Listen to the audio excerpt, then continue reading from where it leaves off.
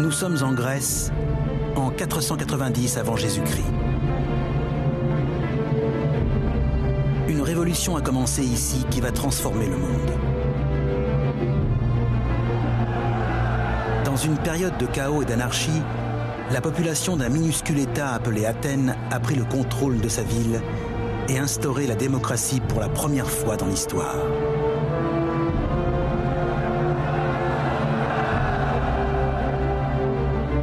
Mais ce petit État va devoir relever un plus grand défi. Athènes va s'opposer à la plus grande puissance de l'époque, l'empire des tyrans de Perse. Dans un duel sur terre et sur mer qui va durer plus de 10 ans, la démocratie athénienne va être soumise à l'épreuve de la guerre.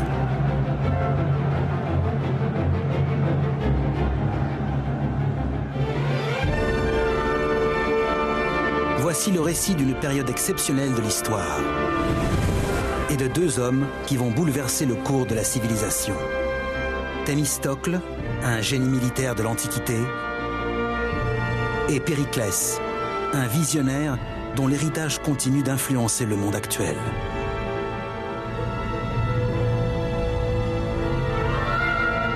Voici le récit de l'histoire des Grecs.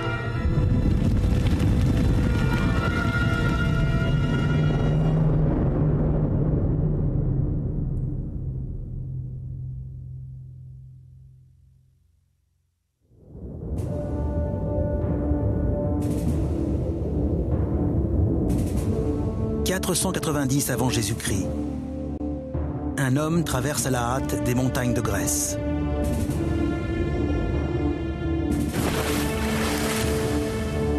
Il s'appelle Philippides.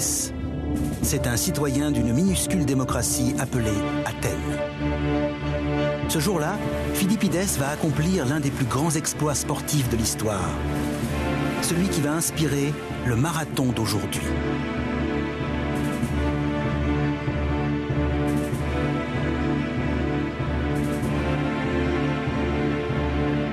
Ce n'est toutefois pas pour la gloire que court Philippides, mais pour sa survie. Le puissant empire perse est sur le point de s'emparer de sa patrie.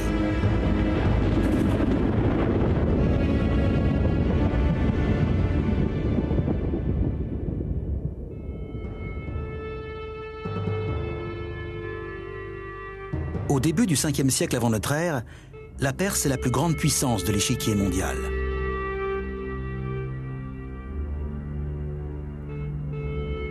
Son immense empire s'étend de l'Inde à l'est jusqu'à la Turquie à l'ouest. Mais sur sa frontière occidentale, la minuscule démocratie athénienne gagne du pouvoir. C'est une menace que les Perses doivent étouffer dans l'œuf. Ce peuple vit dans une culture de la tyrannie. À la tête de l'empire se trouve Darios, que les Grecs appellent simplement le grand roi. Devant lui, les sujets, implorant une faveur, doivent se couvrir la bouche pour ne pas souiller l'air qu'ils respirent. Pour Philippides et tous les habitants de la démocratie athénienne, le triomphe de Darios et des Perses serait l'anéantissement de leur mode de vie. Il y a une différence de culture monumentale entre les Grecs et les Perses. Les Grecs sont un peuple pour qui la liberté est une valeur suprême. Les Perses, eux, mettent davantage l'accent sur l'obéissance. C'est un combat entre la liberté et l'esclavage.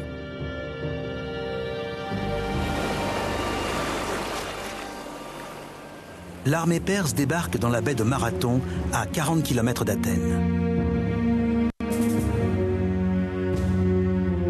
La nouvelle de cette invasion se répand dans les rues comme une traînée de poudre. La cité n'a pas d'armée permanente. Tous les citoyens mâles sont chargés de la défense de leur État. Les plus pauvres se battent avec les armes qu'ils peuvent trouver, lance, bâton ou arc. Mais l'élite des forces athéniennes, ce sont les hoplites, des hommes qui ont les moyens de s'armer d'une lourde armure de bronze, d'un bouclier, d'une lance et d'une épée. l'armée que les Athéniens peuvent dresser est peu nombreuse, mais déterminée.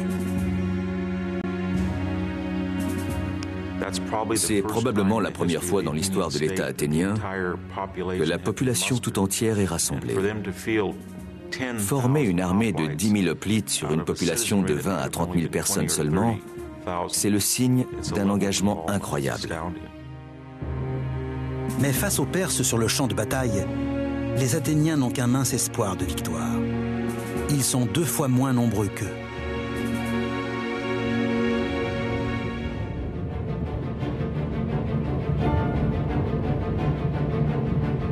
C'est pour cela qu'on a confié une mission capitale à Phidippides. Il doit courir demander l'aide d'un rival d'Athènes, l'État grec de Sparte.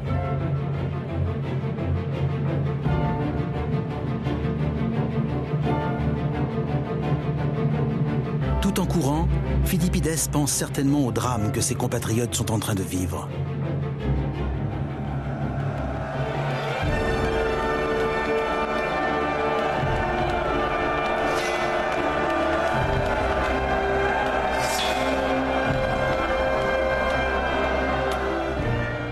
Il fallait éviter les lances des autres guerriers, à la fois devant et derrière soi.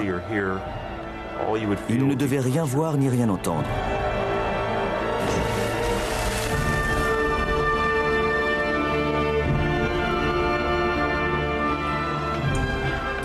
C'était la mêlée générale. Ils ne voyaient pas l'épée qui plongeait sur eux pour leur arracher les testicules, pas plus que la lance qui allait les décapiter. Ils ne savaient pas ce qui se passait. Ils étaient embarqués dans le flot des événements.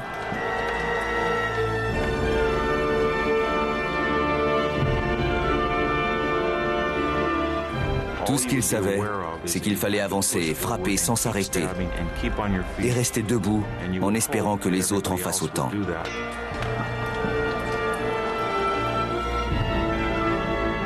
La course de Phidippides va entrer dans la légende. Poussé par la volonté de sauver ses compatriotes du massacre, il court 225 km en seulement 2 jours.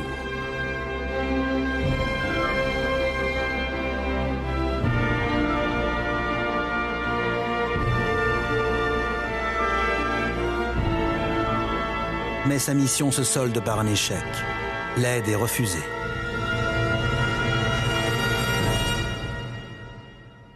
Il repart avec pour toute certitude que les Athéniens doivent se battre seuls.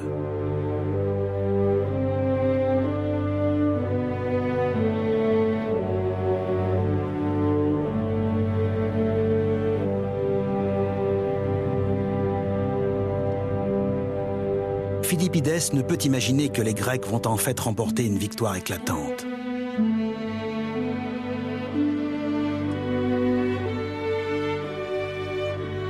Les Athéniens se sont jetés tête baissée sur leur ennemi et ont mis les troupes perses en déroute.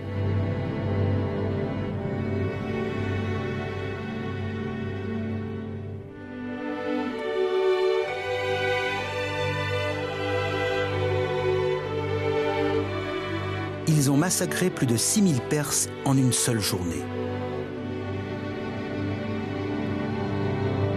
La première démocratie du monde a remporté sa première grande épreuve. Chaque Athénien savait qu'il avait voté pour accepter de combattre, tout comme la majorité de ses compatriotes, ce qui n'était pas le cas des Perses. La démocratie stimule l'ardeur patriotique et réunit souvent de vastes armées pour la défendre.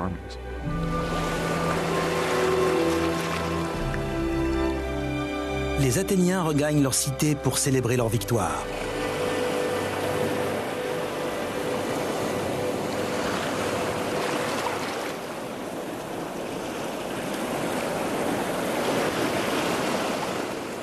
Mais pour l'un d'entre eux, la guerre contre la Perse ne fait que commencer.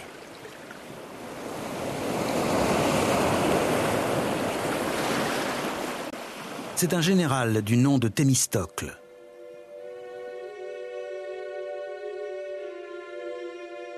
Thémistocle a combattu sur le champ de bataille de Marathon.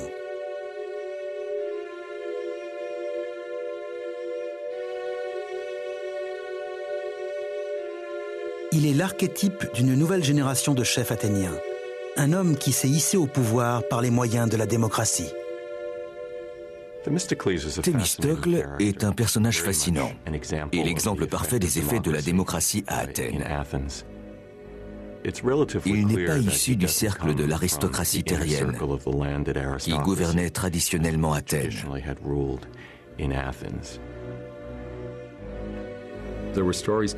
Certains récits disent qu'il gardait un certain complexe de ne pas avoir reçu une éducation aristocratique traditionnelle en matière de musique et de poésie, par exemple. Mais en fait, cela l'a probablement stimulé à prouver qu'il était aussi capable que ceux qui avaient fréquenté les bonnes écoles.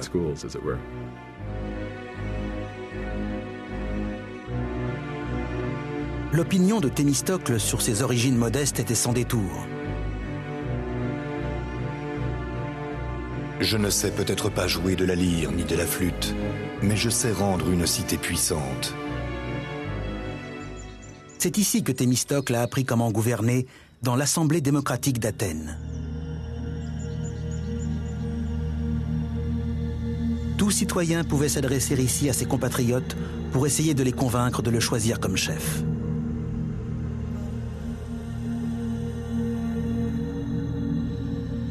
Et c'est sur cette estrade que Thémistocle va prouver qu'il est l'un des plus grands meneurs de l'histoire. Le sauveur de sa cité. Car Thémistocle est le seul à voir que les Perses demeurent un danger en puissance et que la prochaine fois, la victoire ne sera peut-être pas aussi facile.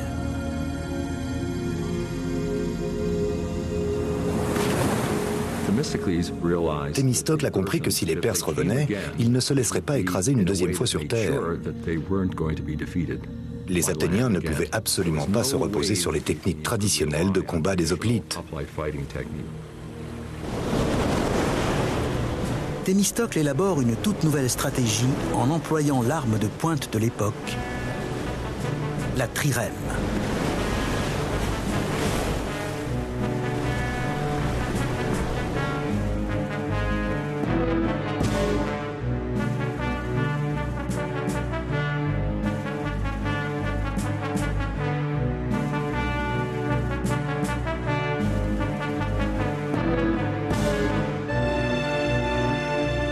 Ce navire de guerre a été inventé dans l'État de Corinthe, la patrie des plus grands constructeurs de bateaux de l'Antiquité.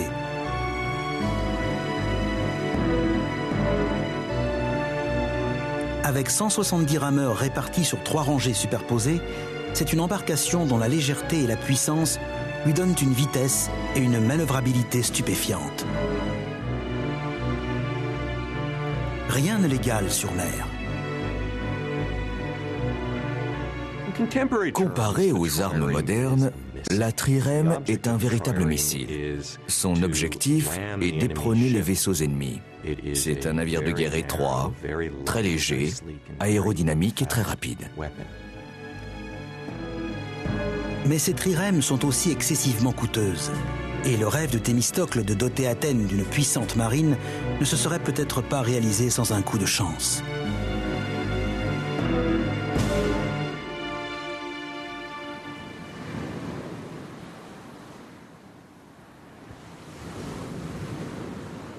En 483 avant notre ère, les Athéniens découvrent un important gisement d'argent sur leur territoire. Il représente une somme de 100 talents, une véritable fortune dans l'Antiquité.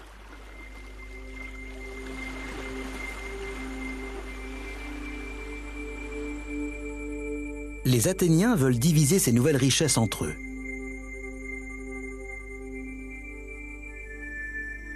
Mais Thémistocle s'interpose devant l'Assemblée. Il veut employer cet argent pour construire des bateaux. Il sait toutefois qu'il va avoir du mal à faire accepter cette proposition.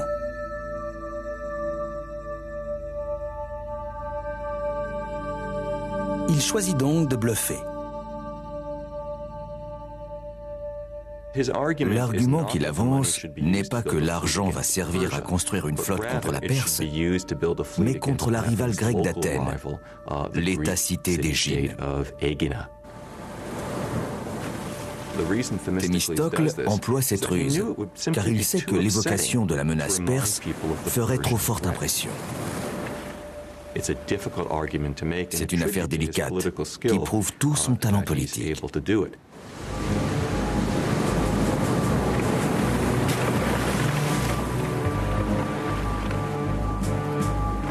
Thémistocle parvient à convaincre les Athéniens de se doter de la plus grande force navale de la Grèce. Juste à temps.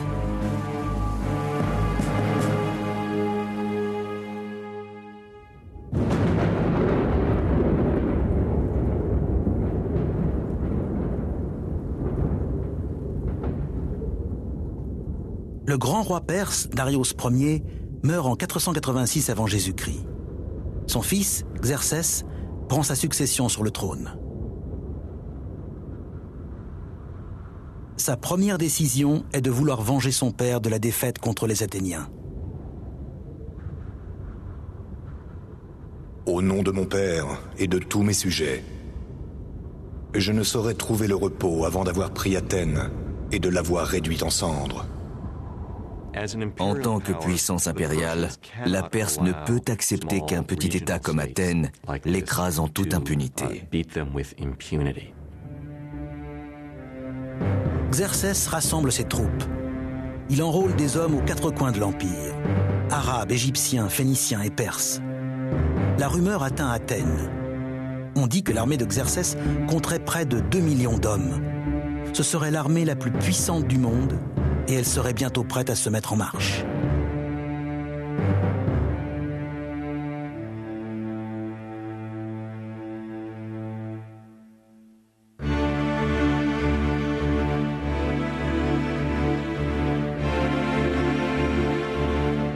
Et finalement, au printemps de l'an 480 avant notre ère, les Athéniens apprennent que l'armée perse est en route vers la Grèce.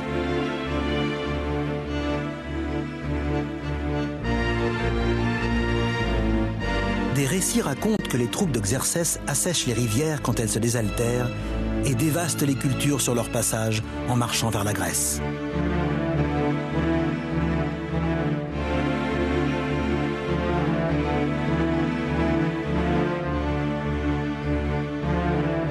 Xerxès est sûr de sa victoire. Nous allons étendre l'empire de Perse à un tel point que ses frontières atteindront le royaume de Dieu et que le soleil ne brillera pas sur une terre qui ne soit à nous. Quand les Athéniens se rendent compte que les Perses vont les envahir de nouveau, la terreur s'empare du pays. Sachant qu'ils sont la première cible de Xerxès, ils se croient perdus.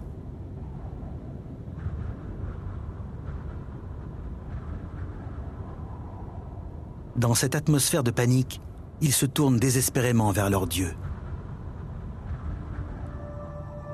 Ils envoient un messager auprès de l'oracle pour connaître leur sort.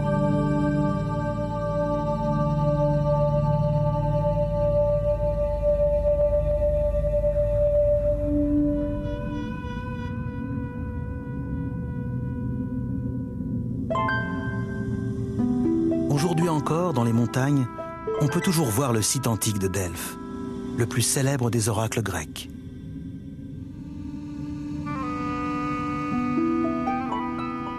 Érigé au-dessus d'un vaste gouffre d'où jaillit une source sacrée, c'est le lieu où les Grecs de l'Antiquité viennent pour connaître leur avenir.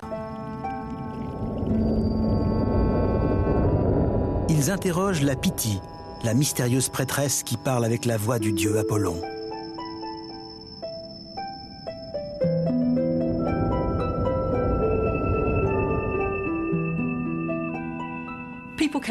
Les gens venaient de la Grèce entière et même au-delà pour consulter l'oracle de Delphes. Ce lieu était considéré comme le centre du monde. L'omphalos, la pierre qui marquait le nombril du monde, se trouvait à Delphes. Les questions portaient notamment sur la vie privée et éternel sujet de préoccupation jusqu'à aujourd'hui. Des archéologues ont découvert des tablettes portant des exemples de questions posées à l'oracle. Aristos a-t-il volé la laine du matelas? Amion voudrait savoir comment faire pour avoir des enfants utiles. Mais il y a 2500 ans, en marchant sur ce chemin, le messager athénien a une question capitale à poser. Que faire pour sauver Athènes?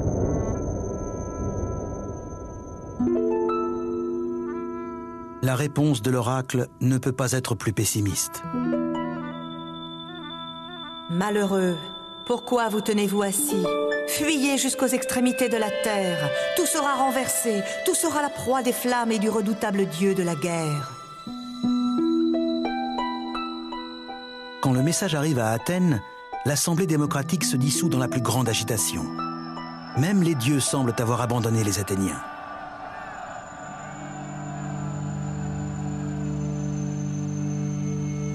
Mais Thémistocle refuse de céder à la panique. Depuis la bataille de Marathon, il a consacré tout son temps à préparer ce moment.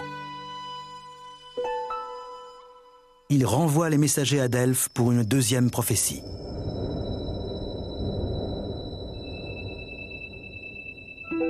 Bien que tout vous sera pris, Zeus, le Tout-Puissant, accorde que la muraille de bois soit seule à résister. La polémique fait rage sur ce que peut être cette muraille de bois. Certains y voient la forteresse située au cœur d'Athènes, l'Acropole. Mais Thémistocle a une autre idée.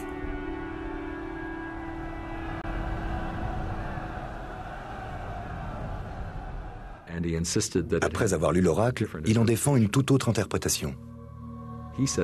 Pour lui, ce rempart de bois désigne les navires qui sont la clé de leur victoire.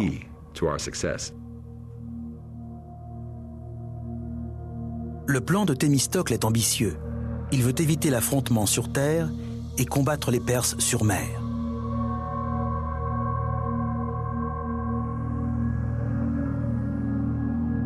Il ordonne l'évacuation d'Athènes, un événement sans précédent dans l'histoire de la cité. Gravé dans une plaque de pierre, cet ordre d'évacuation, découvert dans les fouilles d'un café, existe toujours aujourd'hui. Les Athéniens doivent envoyer leurs enfants et leurs épouses dans le village de Trézène.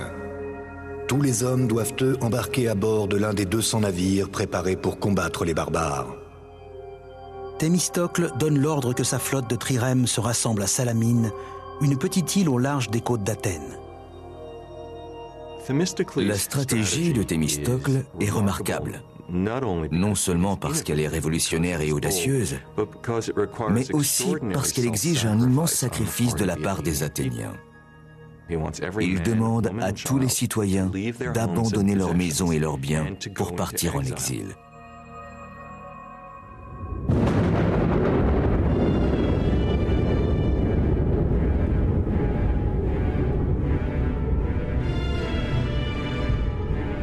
Athènes étant désertée, Xerxès et sa puissante armée s'emparent de la cité.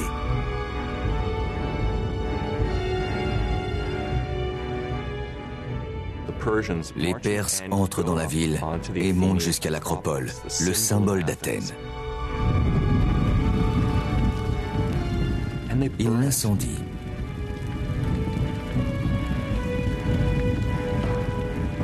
Ils réduisent tous les temples en cendres. La fumée se voit de Salamine.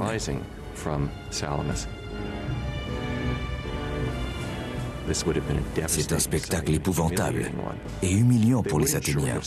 Ils voient leur pays occupé par un envahisseur étranger sans aucune pitié. Ils se sont certainement demandé s'ils pourraient revenir chez eux un jour.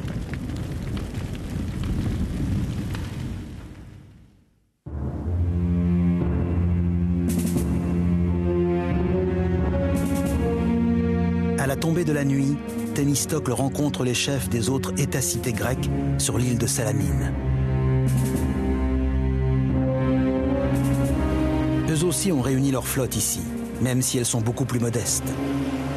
Les éclaireurs rapportent que les Perses se sont non seulement emparés d'Athènes, mais qu'ils ont aussi rassemblé une flotte 4 fois plus importante que celle des Grecs.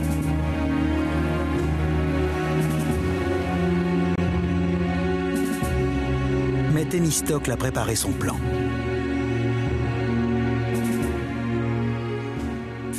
Thémistocle campe sur ses positions. Il veut vaincre les Perses sur mer. Il a prévu de livrer bataille dans l'étroit bras de mer qui sépare l'île de Salamine de la Grèce continentale. Toute la difficulté est d'amener l'ennemi ici, car les Perses sont loin d'être stupides. Thémistocle fait porter à Xerxès un message qui a les apparences de la trahison.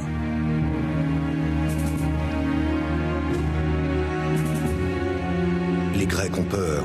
Ils préparent leur fuite. Ils se disputent les uns les autres et n'offriront aucune résistance. C'est une occasion de succès sans précédent qui s'offre à vous. Xerxès désire tant remporter une victoire écrasante qu'il se laisse berner par le stratagème. Xerxès rassemble ses généraux. Ils embarquent et passent la nuit à ramer. Ils envoient des troupes à l'est, le long du chenal, pour essayer de bloquer le passage.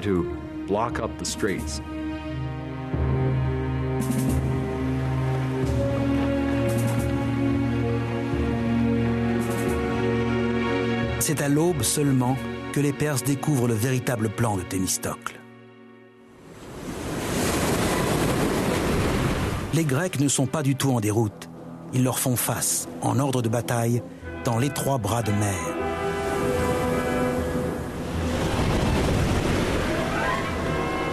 La flotte perse a été attirée si loin dans le chenal qu'elle n'a plus assez d'espace pour manœuvrer. Les puissantes trirèmes grecques l'écrasent sans merci.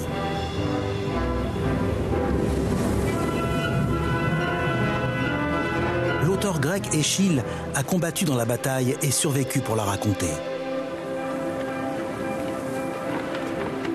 Partout, on entendait ce chant immense. Ô enfants des Hellènes, allez, délivrez la patrie, vos enfants, vos femmes. Maintenant, c'est le suprême combat. L'armée grecque réduit en miettes la flotte perse prise au piège.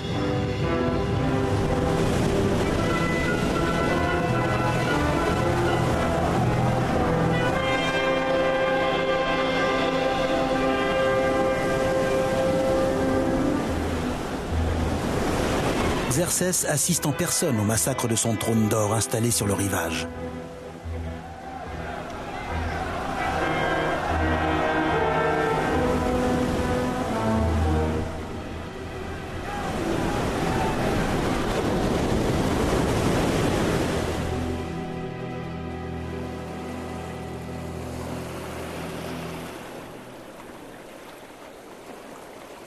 À la fin de la bataille, les Perses ont perdu 200 navires. Les Grecs remportent une victoire éclatante et décisive. La victoire de Salamine est d'une importance considérable pour la Grèce et les Athéniens. La marine perse est écrasée. Cela signifie que les Perses ne peuvent plus assurer la survie de leur armée, ni la sécurité de leur roi qui doit retourner immédiatement en Asie mineure, tant que les conditions le permettent. En d'autres termes, la partie est finie et les Grecs ont gagné. Pour Thémistocle, c'est un triomphe sur toute la ligne. Il a persuadé les Athéniens de construire une flotte de trirèmes. Il les a convaincus de sacrifier leur cité, de livrer bataille sur la mer. Son jugement s'est avéré juste. Il a vaincu le plus grand empire de l'époque.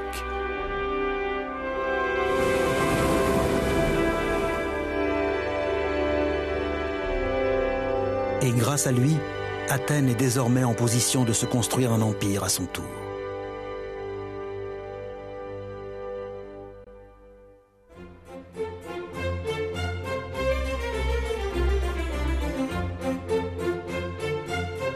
Après des années de guerre, une nouvelle ère commence pour la cité grecque.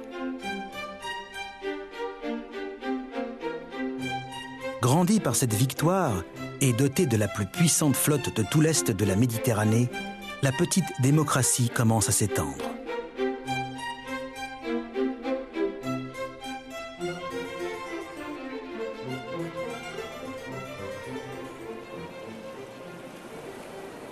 La victoire des Athéniens sur la flotte perse est si déterminante qu'ils détiennent maintenant la supériorité maritime en Méditerranée orientale. L'événement engendre sa propre dynamique. Très rapidement, Athènes prend la tête de la Confédération maritime et s'apprête à devenir une superpuissance.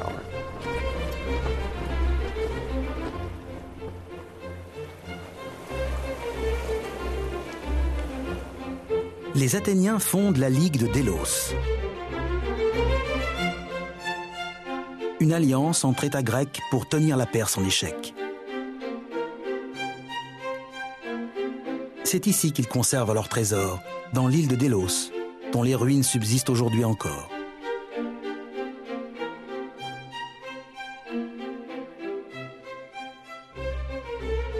En 450 avant Jésus-Christ, la Ligue compte plus de 200 États membres, dont Athènes est le chef de file incontesté.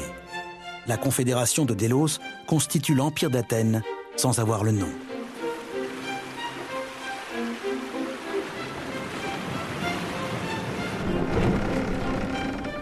La suprématie maritime d'Athènes lui donne aussi un grand pouvoir économique.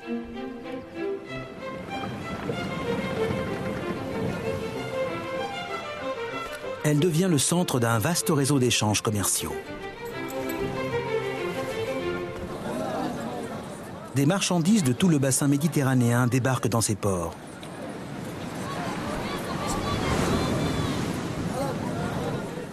À son apogée, Athènes était comme New York aujourd'hui, la grosse pomme, ou plutôt la grosse olive de la Méditerranée orientale.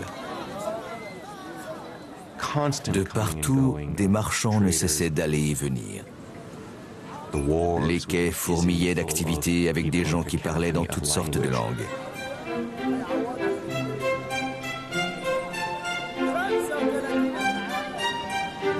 Un auteur de l'époque dresse un tableau de la diversité des marchandises que l'on trouve sur le marché athénien. De Cyrène, il arrivait des peaux de bœuf, de l'Hellespont des maquereaux et toutes sortes de poissons salés. La Libye fournit de l'ivoire en abondance, Pagazée des esclaves tatoués, Carthage des tapis et des coussins de toutes les couleurs.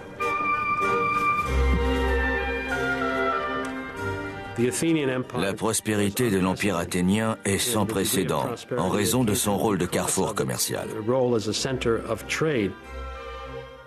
Les Athéniens bénéficient d'une qualité de vie que les Grecs n'ont certainement jamais connue auparavant.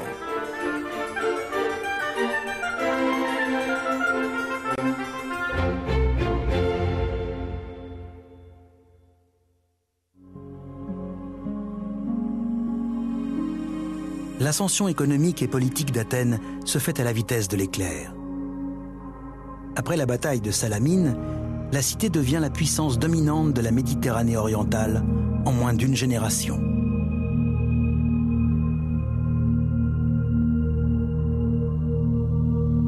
Elle continue de reposer sur le même mode unique de gouvernement, la démocratie, avec un système de vote qui fonctionne avec des galets, des feuilles d'olivier ou à main levée, et qui décide de tous les aspects de la vie de la cité.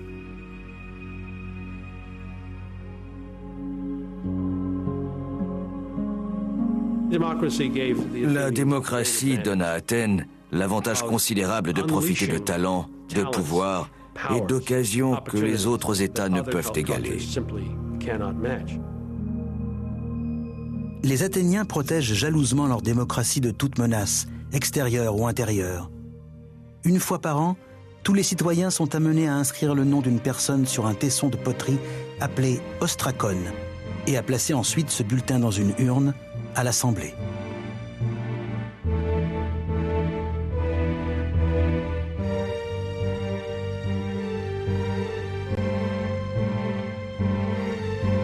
La personne la plus souvent citée est ensuite frappée d'ostracisme, bannie de la ville. C'est la méthode employée par les Athéniens pour protéger leur gouvernement. Ils expulsent tout individu qui risque de devenir trop puissant. Et cette décision peut concerner n'importe quel citoyen, même les plus grands héros militaires. Thémistocle est maintenant l'objet de vives attaques.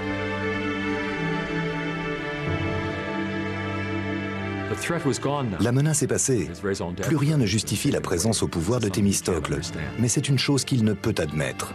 Il réagit avec une brutalité probablement inhabituelle, en rappelant aux électeurs athéniens ce qu'ils lui doivent. Mais les électeurs n'aiment jamais que les hommes politiques leur rappellent ce qu'ils leur doivent. Ils veulent uniquement savoir ce que les politiques peuvent faire pour eux. Les Athéniens attaquent le politicien vieillissant, habile calculateur, sans pitié, mais foncièrement démocrate. Ils frappent d'ostracisme l'homme qui les a conduits à leur plus grande victoire.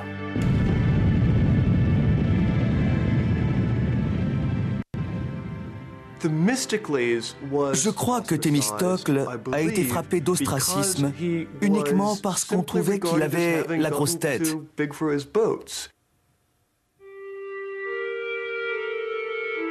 Des ostracas portant encore le nom de Thémistocle ont été retrouvés au fond d'un vieux puits.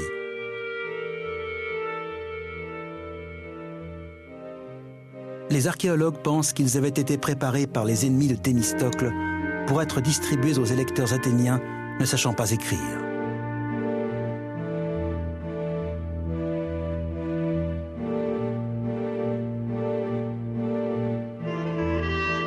Thémistocle ne se remit jamais de cette humiliation. Il va passer le reste de sa vie à errer d'un état à l'autre pour finir par mourir en exil en Perse, le pays dont la défaite a été son plus grand triomphe.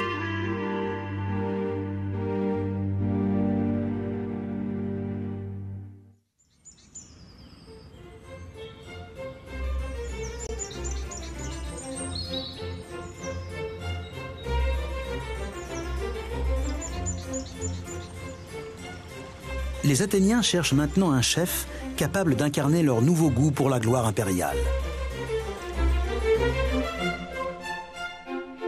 Ils trouvent un homme qui semble le reflet parfait de ce nouvel idéal. Un homme qui va changer à jamais le visage d'Athènes, Périclès.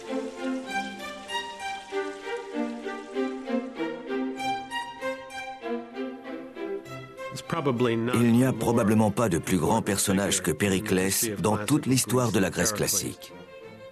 Il a dirigé Athènes quand elle était au sommet de sa puissance et de son rayonnement artistique. On lui attribue à juste titre d'avoir porté la démocratie athénienne à son apogée, son âge d'or. Pourtant, au premier abord, Périclès n'a rien d'un démocrate, contrairement à Thémistocle, car il est issu de l'une des plus grandes familles d'Athènes. On ne pouvait pas avoir le sang plus bleu que Périclès. Son père était un illustre général et sa mère était d'une famille de grands hommes politiques athéniens. Périclès bénéficie par sa naissance d'une grandeur et d'avantages qui manquaient à Thémistocle.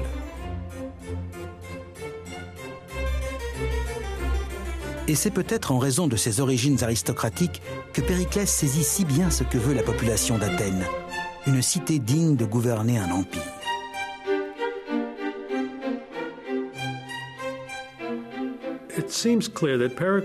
Il semble évident que Périclès avait en tête de créer une ville dont la splendeur ferait l'admiration de ses habitants et de tous les autres peuples du monde grec pour de nombreux siècles.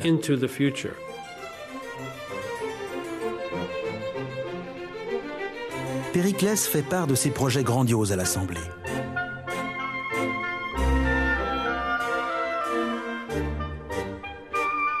Nous mènerons toutes sortes d'entreprises propres à inspirer tous les arts et à employer toutes les mains.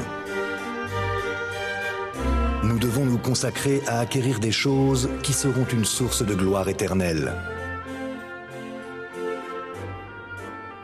Périclès porte son attention sur l'Acropole, la colline située au cœur d'Athènes, qui abrite la sainte patronne de la cité, Athéna.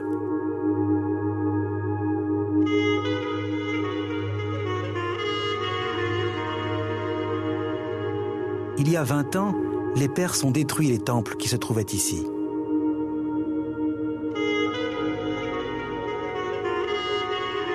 Depuis, les Athéniens ont laissé les ruines en l'état pour rappeler la mémoire des victimes de la guerre.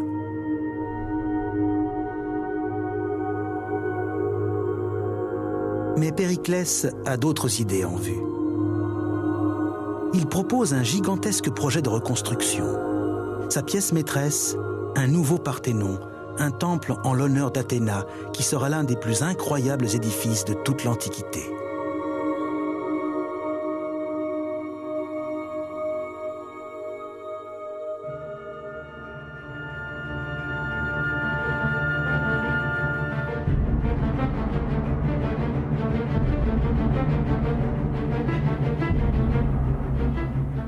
Ce nouveau chantier de construction est d'une ampleur et d'un coût sans précédent. Le Parthénon, en particulier, coûte une fortune. Il comporte toutes sortes de raffinements architecturaux. Périclès prévoit de dépenser plus de 5000 talents rien que pour la première année de travaux. Le budget total représente l'équivalent actuel de plus d'1 milliard d'euros. Son projet nécessite 20 000 tonnes de marbre.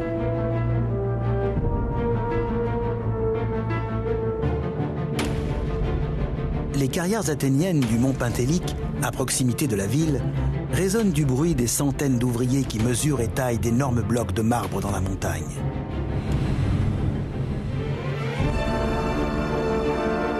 Jamais on n'aura vu une décoration comme celle de ce temple.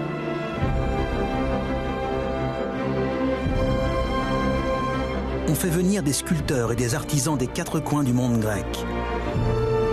Périclès suit leurs travaux de près, car il considère la construction du Parthénon comme son projet personnel. Il a sélectionné lui-même les architectes et tous les hommes qui ont conçu les plans. Périclès a participé personnellement à la conception du projet. Certains trouvent qu'il affuble la ville d'ornements comme une prostituée. Mais une fois l'édifice achevé, au bout de 15 ans de travaux seulement, les critiques restent muettes.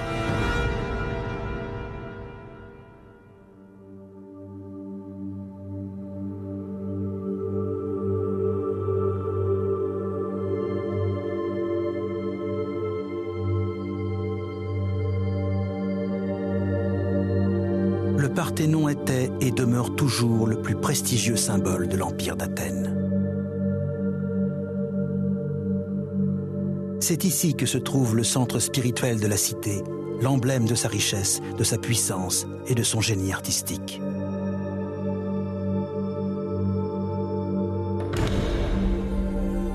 En entrant pour la première fois, on devait être frappé de stupéfaction. On se trouvait face à une immense statue d'Athéna, mesurant 12 mètres de haut et faite d'ivoire et d'or incrusté de pierres précieuses.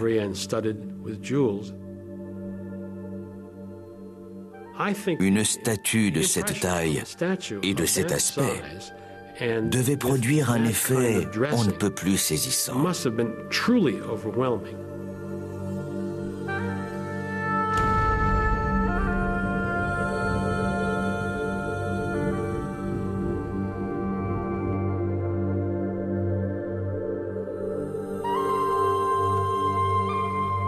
Périclès a fait de ce temple une splendeur sans pareille. Bien que l'immense statue d'Athéna ait été détruite, d'autres trésors du Parthénon nous sont parvenus après avoir traversé plus de 2000 ans.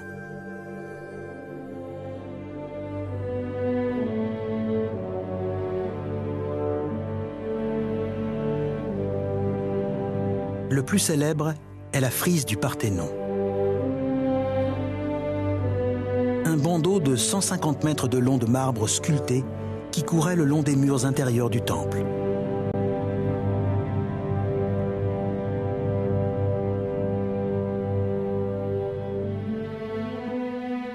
Bien qu'à son épaisseur maximum, le relief de la frise du Parthénon ne mesure pas plus de 6 cm, les sculpteurs y ont taillé, rangée par rangée, une grande procession d'Athéniens, pleine de noblesse et d'élégance. Périclès offre à ses concitoyens une vision d'eux-mêmes et de leur démocratie au sommet de sa gloire. La démocratie elle-même est glorifiée dans ce monument. C'est une œuvre on ne peut plus démocratique qui rassemble tous ceux qui ont participé à l'écrasement des Perses, la première grande menace contre la démocratie athénienne. Ces hommes sont des exemples à suivre.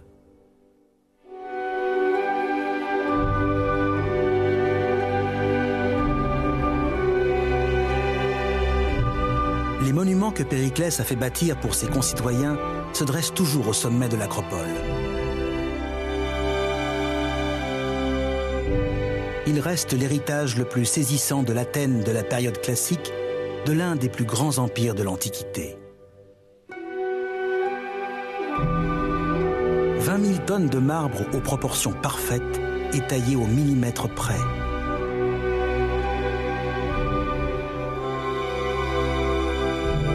La structure entière du Parthénon est conçue de telle sorte à compenser l'effet optique de déformation. Il n'existe en fait pas un seul angle droit dans tout le temple. Les colonnes sont évasées et le sol est incliné pour donner l'apparence de la perfection. C'est un témoignage époustouflant des réalisations de la démocratie athénienne.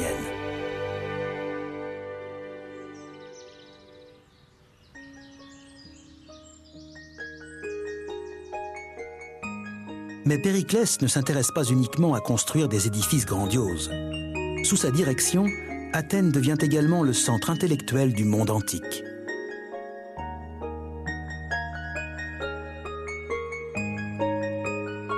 Dans la vie de l'élite athénienne, le symposium est le lieu traditionnel des échanges, le banquet où les invités se retrouvent pour manger, boire et parler.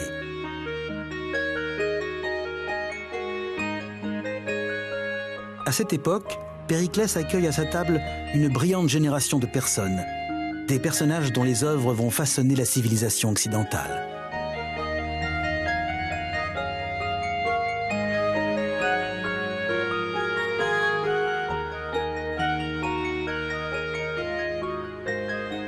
Ce qui est remarquable chez Périclès, c'est qu'il s'entoure des grands noms de son époque dans tous les domaines. Périclès fréquente les premiers scientifiques de l'histoire, des savants comme Anaxagore, le premier à avoir compris que la Lune était éclairée par le reflet du Soleil. Il connaît également Hérodote, le premier historien du monde qui a écrit l'un des plus anciens récits sur la vie des Grecs.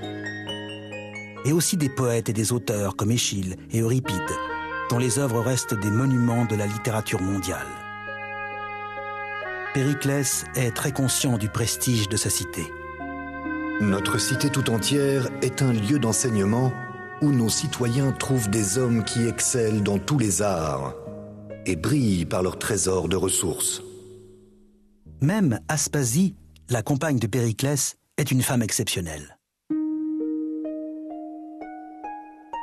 Après avoir répudié son épouse, Périclès s'installe avec une étrangère, une femme qui a une activité très inattendue.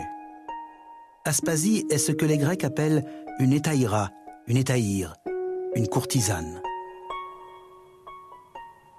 Concrètement, elle était effectivement une prostituée, mais elle était bien plus que cela. C'était une femme d'une grande beauté, raffinée et très intelligente. C'était une personne exceptionnelle, un esprit très brillant. Leur relation fait scandale dans Athènes. Pas seulement en raison de la profession d'Aspasie, mais aussi parce que Périclès la traite en égale, un comportement tout à fait inhabituel dans l'Athènes du 5e siècle avant notre ère. L'une des raisons de la polémique est que Périclès l'associait aux conversations qu'il avait avec les grands personnages avec lesquels il s'entretenait. On raconte qu'en réalité, c'est Aspasie qui écrivait les discours de Périclès. Périclès et son entourage vont devenir l'un des cercles les plus célèbres et les plus influents de l'histoire de l'Occident. Mais dans l'Athènes de cette époque, les sommets de l'art et de la culture ne sont pas l'apanage de l'élite.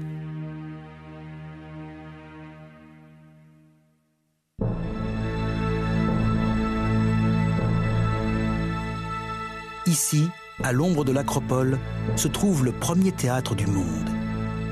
2 fois par an, toute la population d'Athènes s'y rassemblait pour assister à un grand festival, un festival d'art dramatique. La télévision, le cinéma et le théâtre doivent tous leur existence à ce lieu. C'est ici qu'est né le spectacle de divertissement populaire. Il y a une énorme différence entre le théâtre antique et le nôtre. Il était extrêmement bruyant. Nous avons des textes qui racontent comment le public, quand il n'aimait pas une pièce, huait et sifflait les comédiens jusqu'à ce qu'ils quittent la scène. Mais d'autres récits montrent aussi que lorsque les spectateurs étaient emportés par l'émotion de l'histoire, ils éclataient tous en sanglots. Les pièces à succès de la scène grecque sont les tragédies, des histoires aussi impressionnantes que les films d'horreur actuels. Elles racontent la vie de grands personnages qui tombent dans la déchéance en perdant tout ce qu'ils possèdent. Les tragédies grecques montrent des êtres humains qui, même s'ils sont talentueux, brillants et intelligents, sont incapables de changer le cours du destin qui leur a été attribué. Ces tragédies continuent de fasciner le public, aujourd'hui encore. Cette peinture du 19e siècle illustre l'histoire du roi légendaire Agamemnon, qui est assassiné par sa femme en personne.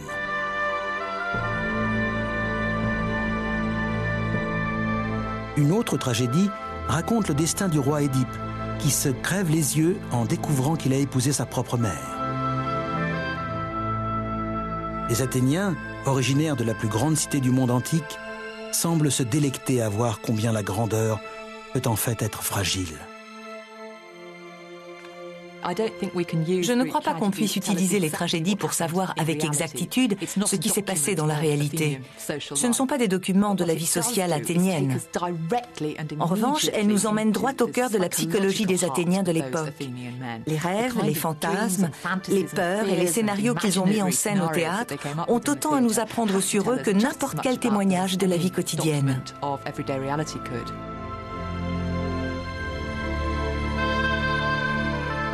Les Grecs bâtissent des théâtres dans toutes leurs grandes villes. Sparte, Corinthe, sur l'île de Délos, ou comme ici à Delphes. Athènes est le foyer d'une révolution culturelle qui va se propager à travers le bassin méditerranéen et faire écho dans le monde entier.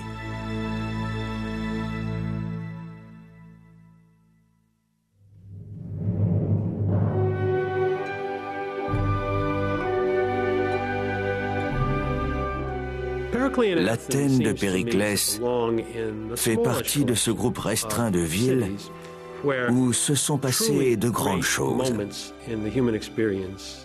La culture, au sens large, atteint ici un sommet. Mais après 20 années de construction de la capitale culturelle du monde occidental, le théâtre et les tragédies de Périclès et des Athéniens prennent un tour amer.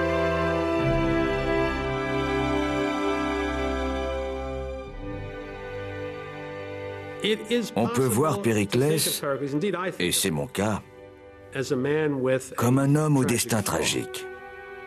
Il fait partie de ces hommes dont les plus grandes qualités, celles qui ont fait sa gloire et son succès, ont aussi causé sa perte.